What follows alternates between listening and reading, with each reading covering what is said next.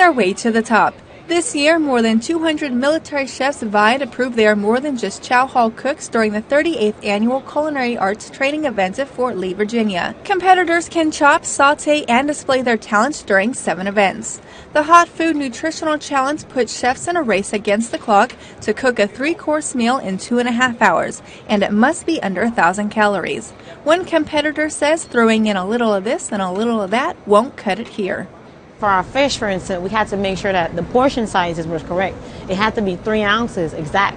You know, your rice has to be, we're using brown rice, there has to be a certain amount of rice on the plate. All your sweeteners and all that stuff, you got to take in consideration sugar is going to be higher. So you got to use like sweeteners like a stevia or natural honey. You have to really like think it through, you know, when you're doing a category like this. Joint Team Hawaii earned a silver medal for their dish.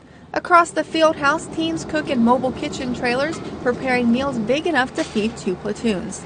The Hot Kitchen competition not only tests teams on their cooking skills, but how well they can serve them. My job for the competition in the field meal is to be the expediter, making sure that the plates get out to the customers in a timely manner, and at the same time making sure all the components are on the plate. For the appetizer, we got a butternut squash soup. The entree, we're going to have a halibut with vegetable melody, parsnip puree with a corn reduction sauce.